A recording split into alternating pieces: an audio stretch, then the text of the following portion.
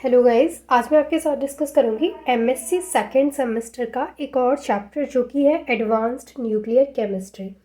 ये जो advanced nuclear chemistry है इसके आज मैं कई सारे टॉपिक्स आपके साथ डिस्कस करूंगी, जैसे रेडियो एक्टिव डिके क्या होता है, alpha decay, beta decay, gamma decay क्या होता है, इसके अलावा न्यूक्लियर रिएक्शंस क्या होती हैं, किसी भी रिएक्शन की क्यू वैल्यू को किस तरीके से कैलकुलेट किया जाता है या फिर क्यू वैल्यू होती क्या है, ये भी मैं आपके साथ डिस्कस करूँगी। इसके अलावा रेडियो एक्टिव डिके का जो लॉ है वो भी मैं आपके साथ डिस्कस करूँगी। तो ये इतने सारे टॉपिक्स को हम इसी वीडियो में कवर करने वाले हैं। तो देखिए, सबसे पहले हम समझते हैं कि रेडियो एक्टिव डिके क्या होता है। तो रेडियो एक्टिव डिके क्या होता है, इसका जो दूसरा नाम होता है वो होता है न्यूक्लियर डिके, यानी इसको रेडियो एक्टिव डिके के साथ साथ न्यूक्लियर डिके भी बोला जाता है। अब इसमें होता क्या है कि देखिए, आपको एक चीज़ पता होगी कि आइसोटोप्स क्या होते हैं, जिनमें कि नंबर ऑफ़ प्रोटॉन्स तो सेम होते हैं लेकिन नंबर ऑफ़ न्यूट्रॉन्स क्या होते हैं, डिफरेंट होते हैं। उनको हम आइसोटोप्स बोलते हैं। ठीक है। अब ये जो आइसोटोप्स होते हैं ये नेचुरली अकर करते हैं। मोस्ट ऑफ द आइसोटोप जो होते हैं वो नेचुरली अकर करते हैं। और ये जो आइसोटोप्स जो नेचुरली अकर करते हैं, यानी जो नेचुरली मिलते हैं, वो बहुत स्टेबल आइसोटोप होते हैं। बट कुछ आइसोटोप्स ऐसे होते हैं जो कि मैन मेड होते हैं, यानी कि जो नेचुरली अकर नहीं करते हैं, वो क्या होते हैं, which are man made isotopes. तो जो मैन मेड आइसोटोप्स होते हैं वो क्या होते हैं, बहुत ज़्यादा अनस्टेबल होते हैं। अब ये अनस्टेबल होते हैं तो ये अपने आप को स्टेबल करना चाहेंगे। तो ये जो अनस्टेबल आइसोटोप्स होते हैं ये अपने आप को स्टेबल करने के लिए डिफरेंट डिफरेंट टाइप्स के पार्टिकल्स को रिलीज़ करते हैं। अब ये जब डिफरेंट पार्टिकल्स को रिलीज़ करते हैं तो रिलीज़ करने के बाद ये क्या बन जाते हैं, स्टेबल बन जाते हैं। तो ये जो प्रोसेस है इसी को बोलते हैं radio active decay. Radio active decay actual में होता क्या है कि जो मैन मेड आइसोटोप्स होते हैं, या फिर मैं बोलूँ कि जो अनस्टेबल आइसोटोप्स होते हैं, वो अपने आप को स्टेबल करने के लिए डिफरेंट डिफरेंट टाइप्स के पार्टिकल्स को रिलीज़ करते हैं, और उसी को हम क्या बोलते हैं, रेडियो एक्टिव डिके बोलते हैं। And the element which undergo such type of decay, और जो एलिमेंट इस तरीके का डिके कर रहा है, यानी जैसे मान के चलिए ये मेरे पास एक अनस्टेबल आइसोटोप है और ये अपने आप को स्टेबल बना रहा है। तो ये अनस्टेबल आइसोटोप जो अपने आप को स्टेबल बना रहा है, तो ये डिफरेंट पार्टिकल को क्या कर रहा है, रिलीज़ कर रहा है। अब ये जो पार्टिकल है वो अलग अलग रिएक्शंस में अलग अलग पार्टिकल्स रिलीज़ होते हैं, वो भी मैं आपको बताऊँगी। अभी आप इतना समझिए कि कोई भी अनस्टेबल पार्टिकल है, कोई भी अनस्टेबल आइसोटोप है, अनस्टेबल एटम है, वो अपने आप को स्टेबल बनाने के लिए क्या करता है, रिलीज़ करता है डिफरेंट पार्टिकल्स को, तो वो बनता है रिलीज़। तो जो आइसोटोप या फिर एटम रिलीज़ कर रहा है अपने आप को स्टेबल बनाने के लिए, उसको क्या बोलते हैं, उसको यहाँ पे बोलते हैं रेडियो आइसोटोप। यानी ये जो है जो अपने आप को स्टेबल बना रहा है, तो ये क्या बोला जाएगा, रेडियो आइसोटोप। और जो प्रोडक्ट मिलता है इस डिके के बाद में उसको बोलते हैं डॉटर आइसोटोप। जैसे जो भी एलिमेंट इसमें पार्टिसिपेट कर रहा है, यानी जो भी एलिमेंट जिसका रेडियो एक्टिव डिके हो रहा है, उसको बोलेंगे हम रेडियो आइसोटोप। और रेडियो आइसोटोप के बाद जो प्रोडक्ट मिल रहा है उसको हम बोलेंगे डॉटर आइसोटोप। और जो मटेरियल कंटेनिंग अनस्टेबल न्यूक्लियाई जो होता है, यानी कोई ऐसा मटेरियल जिसमें अनस्टेबल न्यूक्लियाई होता है, वो ही क्या करता है, वो रेडियो एक्टिव करता है। यानी a material containing unstable nuclei is considered radio active. मतलब रेडियो एक्टिव करता नहीं है, उसको रेडियो एक्टिव कंसिडर किया जाता है ऐसे मटेरियल को जो कि अनस्टेबल न्यूक्लियाई को कंटेन कर रहा है। मतलब कोई भी, जैसे अब मैं इसकी बात कर रही हूँ कि ये अनस्टेबल आइसोटोप है, तो मैं बोलूँ कि अगर ये मटेरियल है तो इस मटेरियल के पास में क्या होना चाहिए, अनस्टेबल न्यूक्लियाई होना चाहिए। अब इसके पास में अनस्टेबल न्यूक्लियाई होगा तो तभी ये क्या करेगा, रेडियो एक्टिव डिके होगा इसका। तो रेडियो एक्टिव डिके क्या होता है, सिंपली मैं आपको फिर से 2 लाइन में एक्सप्लेन करती हूँ। रेडियो एक्टिव डिके उन आइसोटोप्स का कराया जाता है जो कि अनस्टेबल होते हैं। क्यों होता है, वो जो अनस्टेबल होते हैं वो अपने आप को स्टेबल करते हैं डिफरेंट टाइप के पार्टिकल्स को रिलीज़ करके, तो वो अपने आप को स्टेबल करने के लिए रेडियो एक्टिव डिके होता है। इतनी बात समझ में आई। चलिए, अब यहाँ पर जो डिके हम पढ़ रहे हैं, यानी जो रेडियो एक्टिव डिके हम यहाँ पे देख रहे हैं, इसके मोस्ट 3 कॉमन मेथड्स होते हैं। तो 3 कॉमन टाइप कौन कौन से होते हैं इसके, पहला होता है अल्फ़ा डिके। दूसरा होता है बीटा डिके और तीसरा होता है गामा डिके। यानी जब भी हम रेडियो एक्टिव डिके की बात करते हैं तो उसके 3 टाइप्स मोस्ट कॉमन हमें मिलेंगे, जो कि अल्फ़ा डिके होगा, बीटा डिके होगा एंड गामा डिके होगा। तो वन बाय वन हम सारे मेथड्स, सारे टाइप्स को पढ़ेंगे कि अल्फ़ा डिके में क्या होता है। देखिए अल्फ़ा डिके में क्या होता है, अल्फ़ा पार्टिकल्स इंक्लूड होते हैं। यानी कि जो भी हम अनस्टेबल एटम ले रहे हैं, जैसे ये यहाँ पे हमने अनस्टेबल एटम लिया है और ये जो ऊपर लिखा है वो इसका एटॉमिक मास है और जो नीचे है वो इसका एटॉमिक नंबर है, जो कि मैंने Z से रिप्रेजेंट किया है। तो यहाँ पे जो ये जो X है वो एक अनस्टेबल एटम है। जब इसमें से अल्फ़ा पार्टिकल रिलीज़ होगा, अल्फ़ा पार्टिकल जो होता है वो इक्वल होता है हीलियम के, यानी ये जो यहाँ पे हीलियम है जिसका एटॉमिक नंबर 2 है एंड एटॉमिक मास 4 है, इसके इक्वल होता है। तो यहाँ पे साफ मेंशन भी है कि जो अल्फ़ा पार्टिकल है वो आइडेंटिकल होता है हीलियम न्यूक्लियस के। तो यहाँ पे अल्फ़ा पार्टिकल रिलीज़ होगा, इसका मतलब कि वो आइडेंटिकल है हीलियम न्यूक्लियस के, तो यहाँ पे हीलियम न्यूक्लियस रिलीज़ होगा। तो होगा क्या यहाँ पे, अब देखिए इसका एटॉमिक मास 4 है और एटॉमिक नंबर इसका 2 है, तो क्या होगा कि इसमें से ये माइनस हो जाएगा, क्योंकि मैंने बोला कि ये जो हमारे पास अनस्टेबल एटम है वो क्या करता है, डिफरेंट पार्टिकल को रिलीज़ करता है। तो अब अल्फ़ा डिके हो रहा है तो ये अल्फ़ा पार्टिकल को रिलीज़ करेगा। अल्फ़ा पार्टिकल इसके आइडेंटिकल है, तो क्या होता है कि अल्फ़ा पार्टिकल को रिलीज़ करेगा, मतलब ए में से 4 माइनस हो जाएगा, तो ए माइनस 4 और जेड में से यहाँ पे 2 माइनस हो जाएगा, तो यहाँ पे जेड माइनस 2 हो जाएगा। तो जो दूसरा हमें प्रोडक्ट मिला है वो क्या मिला है, वाई मिला है। तो ये जो यहाँ पे प्रोडक्ट हमें मिला है उसका जो एटॉमिक मास था पहले उसमें से 4 कम हो गया और जो एटॉमिक नंबर था उसमें से 2 कम हो गया, क्योंकि वो बाकी का जो हीलियम न्यूक्लियस है वो यहाँ पे निकल गया, यानी कि अल्फ़ा पार्टिकल की फॉर्म में। तो ये क्या होता है, ये इस तरीके का जो डिके होता है इसको बोलते हैं अल्फ़ा डिके। अच्छा, इसका एक और एग्जांपल है यहाँ पे, अल्फ़ा डिके ऑफ यूरेनियम 234। यानी ये जो यूरेनियम है उसका जब अल्फ़ा डिके कराते हैं तो आपको पता है कि अल्फ़ा डिके में क्या होता है, अल्फ़ा पार्टिकल रिलीज़ होगा। अब अल्फ़ा पार्टिकल किसके इक्वल है, हीलियम के, हीलियम न्यूक्लियस के। तो यहाँ से जो 234 ऊपर लिखा है उसमें से क्या हो जाएगा, 4 माइनस हो जाएगा ये वाला, और 92 में से 2 माइनस हो जाएगा। तो जो दूसरा हमें जो यहाँ पे एटम मिला है वो क्या है, थोरियम। तो ये इसका जो एटॉमिक मास है वो हो गया 230, जबकि पहले क्या था 234, और एटॉमिक नंबर जो है पहले वो 92 था और अब क्या हो गया 90, क्योंकि 4 एंड 2 दोनों में से क्या हो गया यहाँ पे माइनस हो गए। तो इस तरीके का जो डिके होता है वो अल्फ़ा डिके कहा जाता है। अब जो यहाँ पे नेक्स्ट टाइप है वो है beta decay.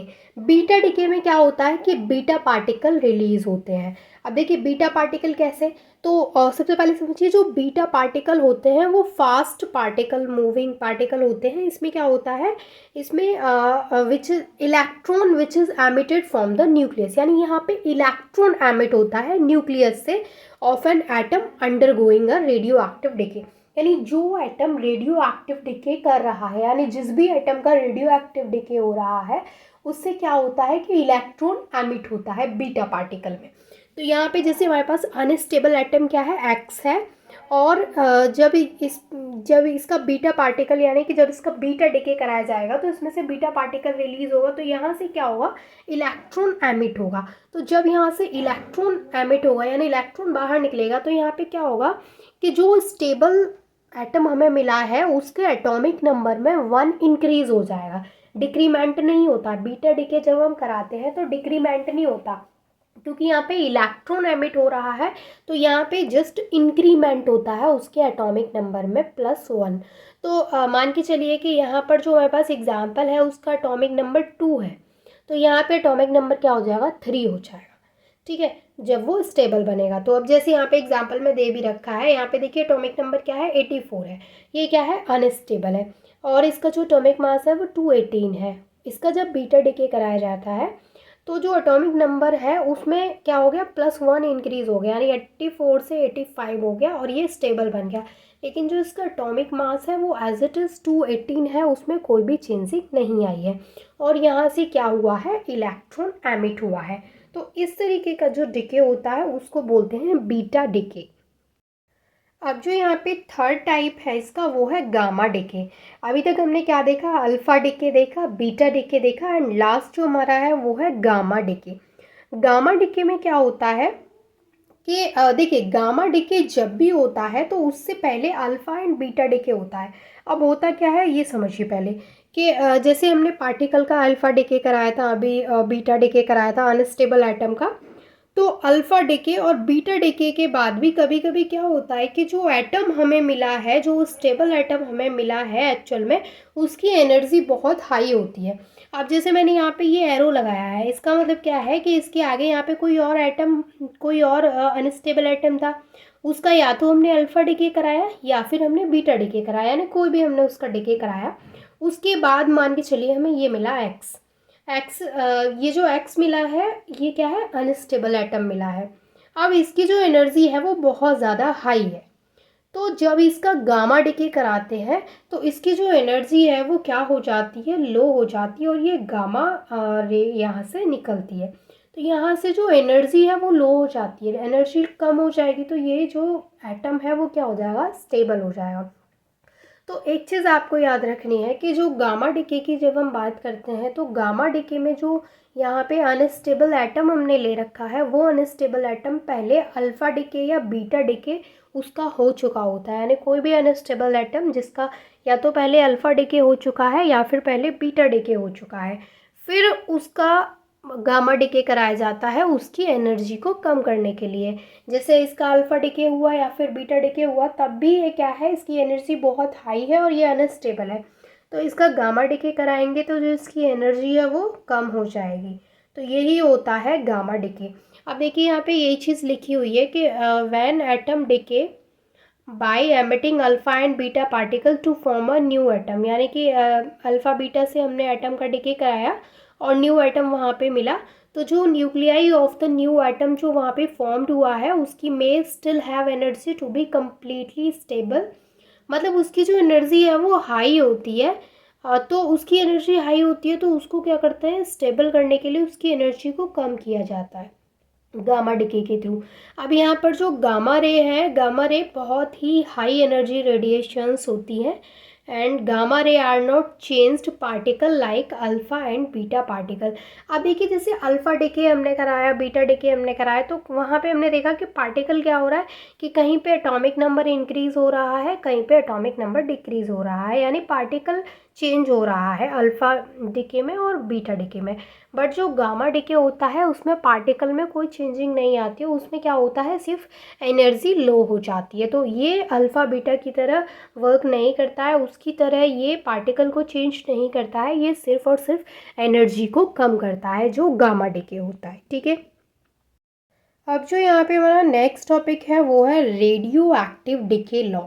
Radio active decay law क्या होता है, तो यहाँ पे जैसे मान के चलिए हमारे पास कोई रेडियो एक्टिव मटेरियल है, ये है हमारे पास रेडियो एक्टिव मटेरियल, और उसमें क्या है, ये जो मैंने सर्कल बना रखे हैं छोटे छोटे, वो नंबर ऑफ़ न्यूक्लियाई हैं, यानी बहुत सारे इसमें न्यूक्लियाई हैं। तो रेडियो एक्टिव डिके क्या लॉ क्या कहता है, when a radio active material undergoes alpha beta और गामा डिके, यानी कोई भी रेडियो एक्टिव मटेरियल है और उसका या तो अल्फ़ा डिके होता है या बीटा डिके होता है या गामा डिके होता है, मतलब अब ये जो डिके हो रहे हैं तो जाहिर सी बात है कि वो रेडियो एक्टिव मटेरियल तो होगा ही। अब जो उसका अल्फ़ा बीटा और गामा डिके हो रहा है पर यूनिट टाइम, वो क्या होता है, वो per unit time the total number of nuclei undergoing the decay per unit time, and it is proportional to the total number of nuclei in the sample material. ये जो यहाँ पर है टोटल नंबर ऑफ नहीं आएगा, और यहाँ पर ये पर यूनिट नहीं आएगा। एक्चुअल में यहाँ पे क्या है देखिए, इसका मतलब ये है when a radio active material undergoes alpha beta और गामा डिके, यानी कोई भी रेडियो एक्टिव मटेरियल है और उसका अल्फ़ा बीटा या फिर गामा डिके जब होता है, तो जो number of nuclei undergoing the decay, यानी जितने नंबर ऑफ़ न्यूक्लियाई का वहाँ पे क्या हो रहा है, डिके हो रहा है पर यूनिट टाइम, वो किसके डायरेक्टली प्रोपोर्शनल होंगे, वो डायरेक्टली प्रोपोर्शनल होंगे total number of nuclei in the sample material. यानी यहाँ से लेकर के यहाँ तक का ये पूरा मैंने यहाँ पे कट लगा रखा है, ये नहीं लिखना है, ये यहाँ से लिखना है, डिके के बाद में नंबर ऑफ से लिखना है। अब मैं आपको समझाती हूँ इसका मतलब क्या है। देखिए ये बोल रहा है कि कोई भी जैसे ये रेडियो एक्टिव मटेरियल है उसमें नंबर ऑफ़ न्यूक्लियाई प्रेजेंट है, तो जितने नंबर ऑफ़ न्यूक्लियाई यहाँ पे डिके हो रहा है, यानी जितने न्यूक्लियाई का यहाँ पे डिके हो रहा है पर यूनिट टाइम, वो किसके डायरेक्टली प्रोपोर्शनल होंगे, वो सैंपल में present total number of nuclei के डायरेक्टली प्रोपोर्शनल होंगे। यानी जितने ज़्यादा न्यूक्लियाई वहाँ पे प्रेजेंट होंगे सैंपल में, उतना ही ज़्यादा क्या होगा, उनका डिके होगा, उतने ही ज़्यादा न्यूक्लियाई का डिके होगा।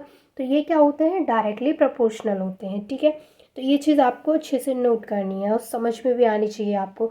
अब यहाँ पर जो n है वो क्या है, टोटल नंबर ऑफ न्यूक्लियाई, यानी अब जो न्यूक्लियाई है, अब ये यहाँ पे जो हमारे पास रेडियो एक्टिव मटेरियल है, अब हमें नहीं पता है इसमें कितने नंबर ऑफ न्यूक्लियाई प्रेजेंट है, तो हम क्या बोलेंगे कि यहाँ पर जो टोटल नंबर ऑफ न्यूक्लियाई है पूरे सैंपल में वो क्या है, n है। उनको एक नाम दे दिया n, क्योंकि हमें पता नहीं कि कितने नंबर ऑफ न्यूक्लियाई यहाँ पर प्रेजेंट है।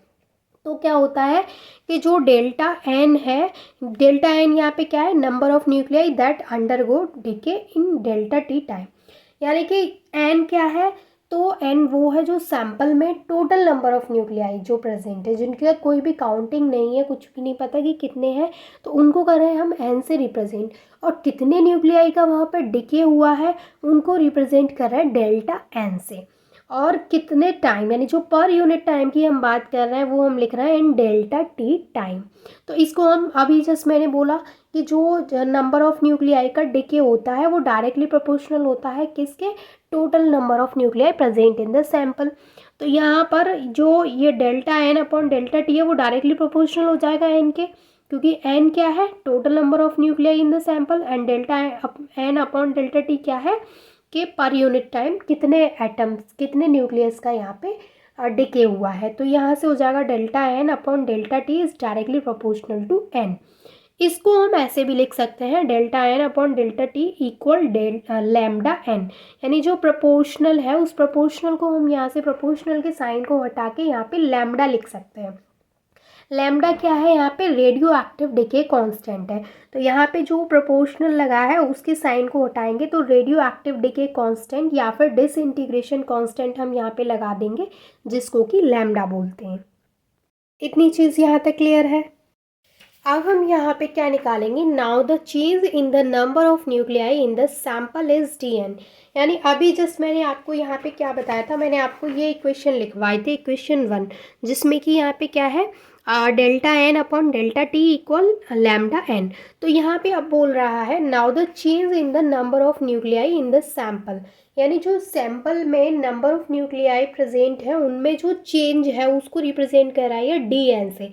तो डी एन इक्वल हो गया minus delta N in the time delta T, जो कि मैंने ऑलरेडी आपको बता दिया कि ये नंबर ऑफ न्यूक्लियाई जिनका डिके हुआ है और जिस टाइम में हुआ है उसको डेल्टा टी से रिप्रेजेंट कर रहा है। तो अब यहाँ पर जो हम रेट चेंज निकालेंगे अगर एन की, एन क्या है, total number of nuclei of the sample, तो अगर हम यहाँ पे रेट चेंज निकालेंगे इसकी, rate of the change of N, तो क्या होगा यहाँ पे D N upon D T, ये वही फॉर्मूला है जो अभी मैंने लास्ट लिखवाया था, डेल्टा एन मतलब D N upon D T equal minus lambda N हो गया। ठीक है, अब यहाँ पे क्या होगा, इसको हम ऐसे भी लिख सकते हैं डी एन अपॉन एन, और ये जो डी टी है वो इसको हमने यहाँ पहुँचा दिया, एन को यहाँ लिख दिया, तो ये हो गया डी टी। तो ये हो गया हमारे पास इक्वेशन सेकंड। अब क्या होता है कि अगर हम इसका इंटीग्रेशन कराते हैं बोथ साइड्स, अब जब हम इसका दोनों साइड से क्या कराएंगे, इंटीग्रेशन कराएंगे, तो हमें ये मिलेगा यहाँ पे। अब ये जो मिला है उसको हम ऐसे भी लिख सकते हैं लॉग एन, और उसकी जो लिमिट है वो एन नॉट से एन तक, इसको ऐसे भी लिख सकते हैं और इसको हम ऐसे लिख सकते हैं। अब यहाँ पर देखिए, यहाँ पे लॉग एन, इसको हम ऐसे लिखेंगे यहाँ पे, और इसको ऐसे, यानी इनको हमने ओपन करके लिखा है, इसको भी ओपन करके लिख दिया, इसको भी ओपन करके लिख दिया। अब यहाँ पे जो एन नॉट है वो क्या है, number of radioactive nuclei in the sample at some arbitrary time T naught. ठीक, और यहाँ पर ये जो एन है वो क्या है, number of radioactive nuclei at any subsequent time T. तो यहाँ पर ये चीज़ आपको समझ में आएगी, यहाँ पे ये क्या है और ये वाला एन क्या है। अगर हम देखिए यहाँ पे जो टी नॉट है उसकी जगह पे ज़ीरो पुट कर देते हैं, तो यहाँ पे ये है टी नॉट, अगर हम टी नॉट की जगह पे क्या लगा देते हैं, ज़ीरो लगा देते हैं, तब हमें क्या मिलेगा, log N upon N naught minus lambda T, यानी इसको हमने रीअरेंज किया है यहाँ पे, जब हमने टी नॉट की जगह पे क्या रख दिया है, ज़ीरो रख दिया है। इसको हम ऐसे भी लिख सकते हैं n/n0 equal minus lambda T. अभी यहाँ पर देखिए, यहाँ पे जो इसको हमने, जब हम इसको यहाँ से लॉग को हटाएंगे तो यहाँ पे लॉग को हटाने के बाद हम क्या लिखेंगे, लॉग एक्सपोनेंशियल। अब यहाँ पे लॉग एक्सपोनेंशियल लगाएंगे तो यहाँ पे क्या होगा कि ये लॉग यहाँ से हट जाएगा और उसकी जगह पे क्या आ जाएगा, ये ई आ जाएगा।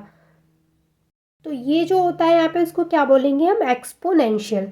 तो लॉग की जगह पे एक्सपोनेंशियल लगाएंगे देन हमें ये मिलेगा। और ये जो हमें इक्वेशन मिली है इसी को क्या बोलते हैं, इसी को बोलते हैं law of radio active decay. ठीक है, law of radio active decay क्या होता है, आई होप कि क्लियर हो गया आपको।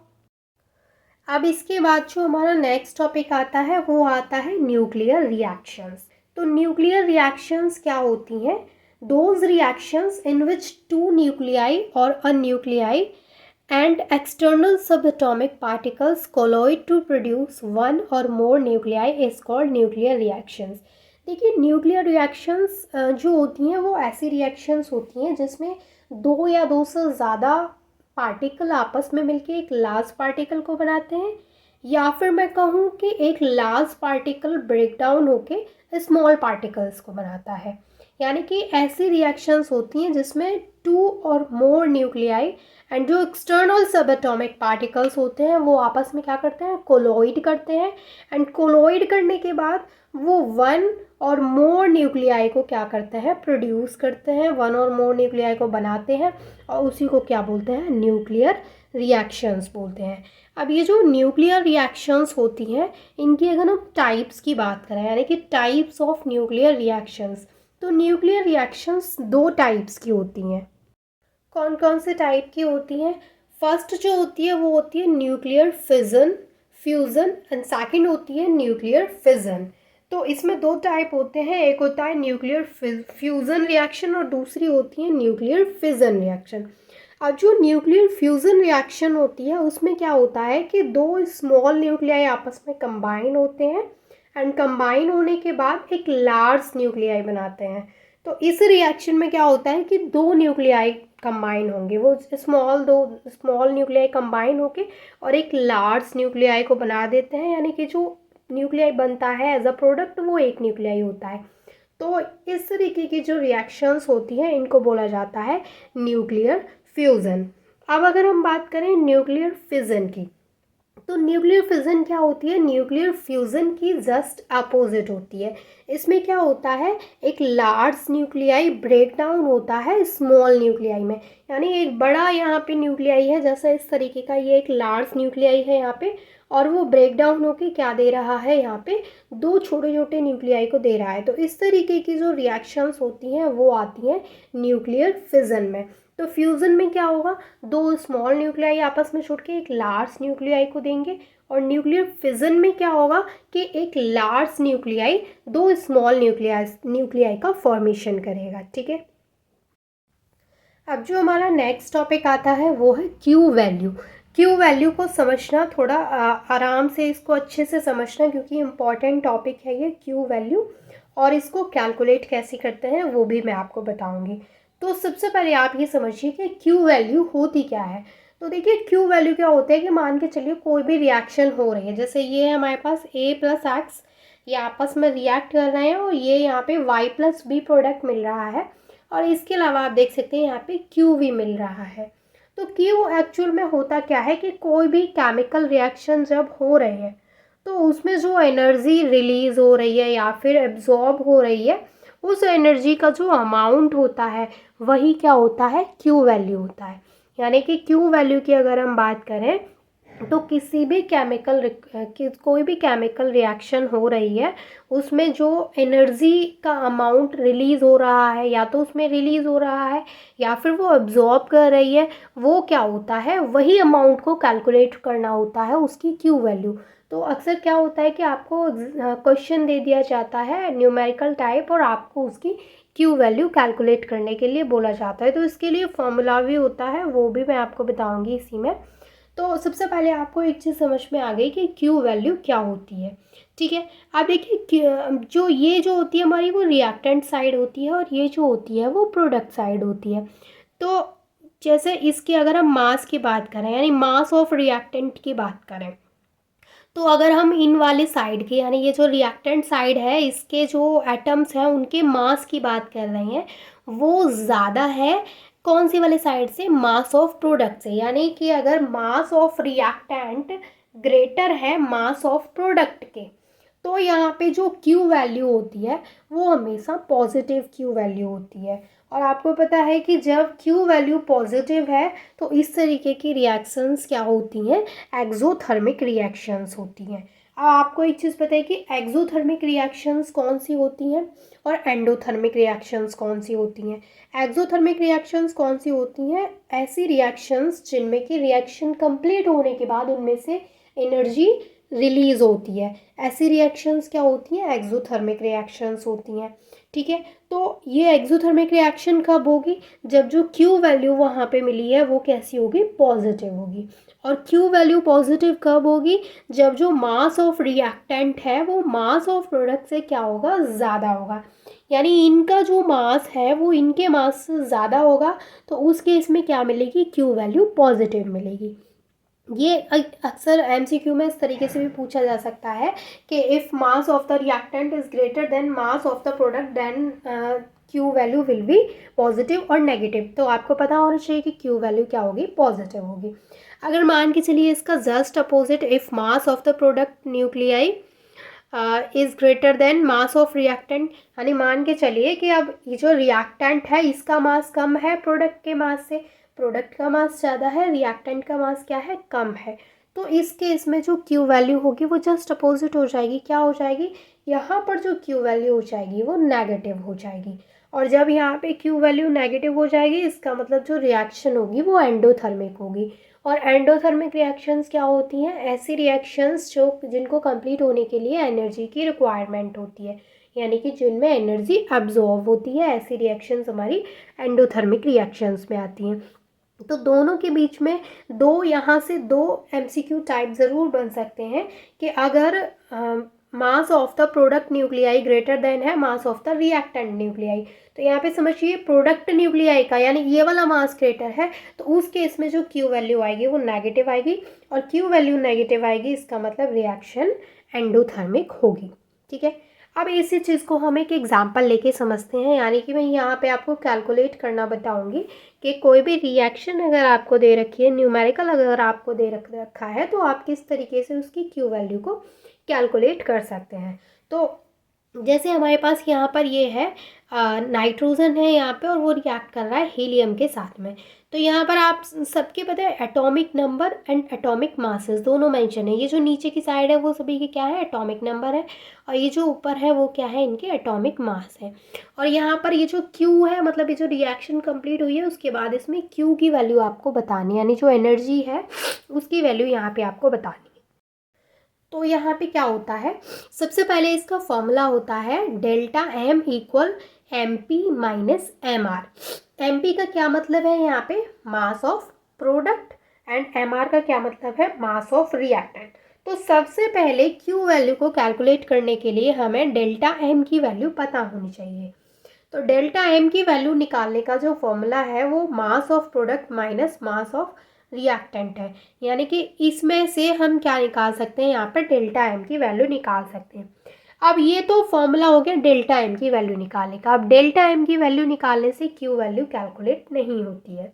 तो यहाँ पे हम क्या करेंगे कि जो डेल्टा एम की वैल्यू मिली है उसका मल्टीप्लाई अगर 931.5 में करा देते हैं, यानी 931.5 में अगर डेल्टा एम की जो वैल्यू मिली है उसका मल्टीप्लाई करा देते हैं तो हमें वहाँ पे क्यू वैल्यू मिल जाती है।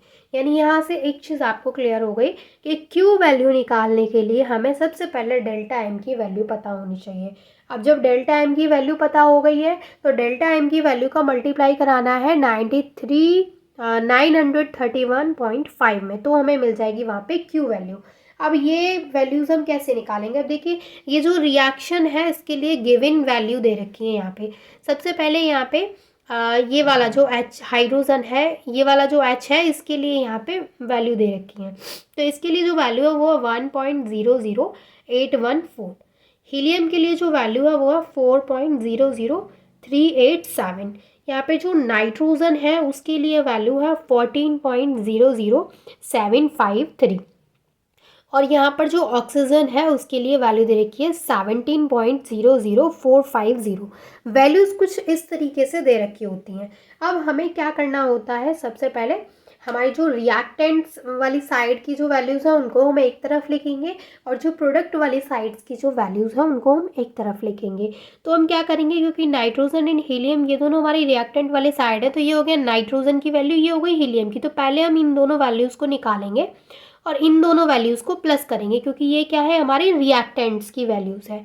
तो इन दोनों वैल्यूज़ को जब हम प्लस करेंगे तो आएगा 18.0011140, ये हो गई रिएक्टेंट्स की वैल्यू। फिर हम क्या करेंगे, यहाँ पर प्रोडक्ट वाले साइड की वैल्यूज़ को लेंगे। तो प्रोडक्ट की साइड क्या है, ऑक्सीजन, और ये यहाँ पे इन दोनों की वैल्यूज़ को अब हम क्या करेंगे, इस वैल्यू को और इस वैल्यू को हम प्लस करेंगे, क्योंकि अभी हमने रिएक्टेंट वाली साइड की वैल्यूज़ को प्लस किया था। अब हम यहाँ पे प्रोडक्ट वाली साइड की वैल्यूज़ को प्लस करेंगे। तो जब हम इसको और इसको प्लस करते हैं तो यहाँ पे आता है 18.01264, यानी ये जो हमारे पास वैल्यू निकल के आई है वो है रिएक्टेंट्स की वैल्यू, और ये जो हमारे पास यहाँ पे वैल्यू निकल के आई है वो है प्रोडक्ट की वैल्यू। तो रिएक्टेंट की वैल्यू एंड प्रोडक्ट की वैल्यू, जब ये दोनों वैल्यूज़ हमारे पास आ जाती हैं तब हम क्या निकालते हैं, डेल्टा एम की वैल्यू। ठीक है, इनकी कैलकुलेशन थोड़ा सा आप भी चेक कर लीजिएगा, जो मैंने यहाँ पे कैलकुलेशन की है खुद से चेक करिएगा एक बार।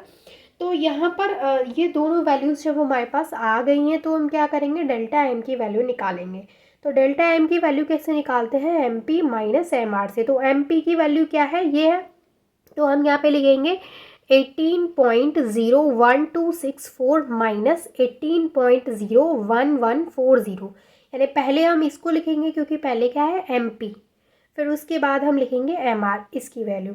इसके बाद जब हम इसको इसमें से इसको माइनस कराएंगे तो हमें जो वैल्यू यहाँ पे मिलेगी वो क्या मिलेगी, डेल्टा एम की वैल्यू मिलेगी। तो डेल्टा एम की वैल्यू हमें क्या मिलेगी, 0.00124। ये जो वैल्यू आई है वो किसकी है, डेल्टा एम की वैल्यू है। अब जो डेल्टा एम की यहाँ पे वैल्यू हमें मिली है उसका हम मल्टीप्लाई किस में कराएंगे, 931.5 में। ये चीज़ मैंने अभी आपको बताई थी कि जब भी हम क्यू वैल्यू को फाइंड करेंगे तो सबसे पहले हम डेल्टा एम की वैल्यू निकालेंगे। जब हमारे पास डेल्टा एम की वैल्यू आ जाएगी तब हम डेल्टा एम की वैल्यू का मल्टीप्लाई कराएंगे 931.5 में। ये नंबर आपको याद रखना है जो यहाँ पर दे रखा है 931.5, तो इसी का मल्टीप्लाई आपको डेल्टा एम की वैल्यू में कराना होता है। अब ये हमारे पास जो वैल्यू आ गई है तो इसका हम यहाँ पे मल्टीप्लाई करा देंगे 931.5 में। तो यहाँ पर जो क्यू वैल्यू निकल के आएगी वो आएगी 1.15 MeV। ये जो है इसकी वो यूनिट है। तो क्यू वैल्यू की यूनिट क्या होती है, ये होती है। तो देखिए क्यू वैल्यू को निकालने का सिंपली तरीका यही है कि आप इसी तरीके से इसको कैलकुलेट कर सकते हैं। बहुत सारे क्वेश्चंस आप इस पर जैसे आप गूगल पे चेक करेंगे अगर क्यू वैल्यू के क्वेश्चंस तो आपको वहाँ पे मिल जाएंगे, आप उनको निकालें और ख़ुद से करने की कोशिश करें। अब जैसे ये है, अगर आप क्यू वैल्यू, अगर आपको सिर्फ क्यू वैल्यू पे शॉर्ट नोट लिखने के लिए आया है तो ज़रूरी नहीं है कि आपको वहाँ पे ये आप एग्जांपल दें। आप सिंपली वहाँ पे क्यू वैल्यू की डेफिनेशन बताइए कि क्या होती है कि कोई भी रिएक्शन अगर हो रही है तो उस रिएक्शन ड्यूरिंग द रिएक्शन या तो एनर्जी एब्जॉर्ब हो रही होगी या फिर एनर्जी रिलीज़ हो रही होगी। तो एनर्जी एब्जॉर्ब हो रही है या फिर एनर्जी रिलीज़ हो रही है, उसी का जो अमाउंट कैलकुलेट करना होता है कि कितनी वहाँ पे एनर्जी एब्जॉर्ब हो रही है या फिर कितनी वहाँ पे एनर्जी रिलीज़ हो रही है। उसी का जो अमाउंट होता है उसी को हम क्या बोलते हैं, उसको बोलते हैं क्यू वैल्यू। तो क्यू वैल्यू क्या है, वो एक एनर्जी की वैल्यू की बात हो रही है, इंपॉर्टेंट है और इस पर शॉर्ट नोट भी आपको मिल सकता है। अदरवाइज इसमें से एमसीक्यू पेपर है आपका तो एमसीक्यू डेफिनेटली बन सकते हैं। कहाँ कहाँ से एमसीक्यू बनेंगे मैं ऑलरेडी बता चुकी हूँ कि एक एमसीक्यू आपका यहाँ से 101% बन जाएगा अगर एमसीक्यू पेपर रहा तो, कि जो क्यू वैल्यू है वो पॉजिटिव कब होती है। क्वेश्चन ऐसे भी पूछा जा सकता है कि क्यू वैल्यू पॉजिटिव कब होती है या फिर क्यू वैल्यू नेगेटिव कब होती है। तो आपको पता होगा कि क्यू वैल्यू जब पॉजिटिव होती है तो रिएक्टेंट का मास जो होता है वो प्रोडक्ट के मास से ज़्यादा होता है, और क्यू वैल्यू जब नेगेटिव होती है तो रिएक्टेंट का जो मास होता है वो प्रोडक्ट के मास से कम होता है। एक क्वेश्चन आपसे इस तरीके से पूछा जा सकता है। दूसरा मैंने अभी आपको बता दिया कि आपको मास दे दिया जाए कि mass of the reactant is greater than the mass of the product, then आपको बतानी है कि जो क्यू वैल्यू है वो पॉजिटिव होगी या फिर नेगेटिव। तीसरे तरीके का क्वेश्चन जो यहाँ से बन सकता है वो ये बन सकता है कि क्यू वैल्यू वहाँ पे उन्होंने बता दी कि जो क्यू वैल्यू है वो पॉजिटिव है, ठीक है। ज़रूरी नहीं है वो डायरेक्ट आपको पॉजिटिव बोलें, वो क्या करें वहाँ पे वो कोई डिजिट रख दे, कोई वहाँ पे डिजिट रखने के बाद उसके सामने साइन लगा दे पॉजिटिव, तो आपको पता चल जाएगा कि जो क्यू वैल्यू है वो क्या है, पॉजिटिव है। तो फिर वहाँ पे जो क्यू वैल्यू पॉजिटिव उन्होंने रख दी, उसके बाद वो आपसे पूछ सकते हैं कि जो रिएक्शन है वो कौन सी होगी, रिएक्शन एंडोथर्मिक होगी या फिर वो रिएक्शन एक्सोथर्मिक होगी। सेम वो यहाँ पे नेगेटिव, कोई भी नेगेटिव वैल्यू आपको दे देंगे और फिर आपसे पूछ लेंगे कि ये जो इसकी जो क्यू वैल्यू है वो ये है, नेगेटिव वैल्यू है, आपको बता देंगे। एंड देन आपसे पूछेंगे कि जो रिएक्शन है बताइए वो एंडोथर्मिक होगी या फिर वो एक्सोथर्मिक होगी। तो आपको पता है कि जब क्यू वैल्यू नेगेटिव होगी तो रिएक्शन एंडोथर्मिक होगी, और जब क्यू वैल्यू पॉजिटिव में आएगी तो रिएक्शन वहाँ पे एक्सोथर्मिक होगी। अगर कुछ भी नहीं पूछा जा सकता तो आपसे क्यू वैल्यू का फॉर्मूला भी ऐसे सिंपली डायरेक्ट पूछा जा सकता है। तो क्यू वैल्यू का जो फॉर्मूला है वो डायरेक्ट आपको ये वाला जो पीछे नंबर है वो याद रखना है। क्यू वैल्यू जब आप कैलकुलेट करेंगे तो ये आपको याद होना ही चाहिए। अब जैसे यहाँ पे डेल्टा एम जो है वो कैलकुलेट होता है मास ऑफ द प्रोडक्ट से और मास ऑफ द रिएक्टेंट से। तो सबसे पहले क्यू वैल्यू को कैलकुलेट करने के लिए आपको डेल्टा एम वहाँ पे निकालना आना ही चाहिए। जब आप उसका डेल्टा एम वहाँ पे कैलकुलेट कर लेंगे तो उसके डेल्टा एम की आप मल्टीप्लाई कराएंगे किस में, 931.5 में। ये एग्जैक्ट वैल्यू है जो आपको याद रखनी है, इसमें कोई भी चेंजिंग नहीं करनी है, एज इट इज़ ही आपको याद रखनी है। और इसी का मल्टीप्लाई आपको कराना है डेल्टा एम की वैल्यू में। जो भी डेल्टा एम की वैल्यू आपको मिलेगी उसमें आप इसका मल्टीप्लाई कराएंगे और फिर आपको जो वैल्यू मिलेगी वो क्यू वैल्यू होगी, और उसकी यूनिट आप यहाँ पे क्या लिखेंगे, MEV। तो ये था हमारा लेक्चर 1 जिसमें कि मैंने कई सारे टॉपिक्स को आपके साथ डिस्कस किया है। रेडियो एक्टिव डिके क्या होता है, उसके टाइप्स कौन कौन से होते हैं, न्यूक्लियर रिएक्शंस कौन सी होती हैं, क्यू वैल्यू क्या होती है, रेडियो एक्टिव डिके लॉ क्या होता है, इतने सारे टॉपिक्स को मैं आपके साथ डिस्कस कर चुकी हूँ। और ये हैंड रिटन नोट्स हैं, अगर आपको नोट्स चाहिए तो आप मुझे कमेंट करके बताइएगा। और इसके बाद जो इसका लेक्चर 2 है उसमें भी हम कई सारे टॉपिक्स को कवर करेंगे। आई होप कि ये वीडियो आपके लिए हेल्पफुल रही होगी।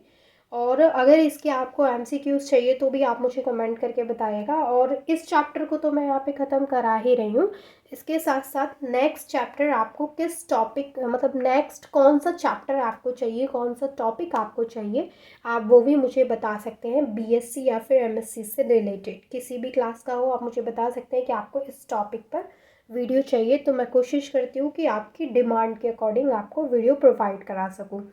आई होप कि ये वीडियो आपके लिए थोड़ी सी हेल्पफुल तो रही होगी। अगर ये वीडियो आपके लिए थोड़ी सी भी हेल्पफुल रही है तो प्लीज़ वीडियो को लाइक करें एंड चैनल को सब्सक्राइब करें। And thank you so much for watching this video.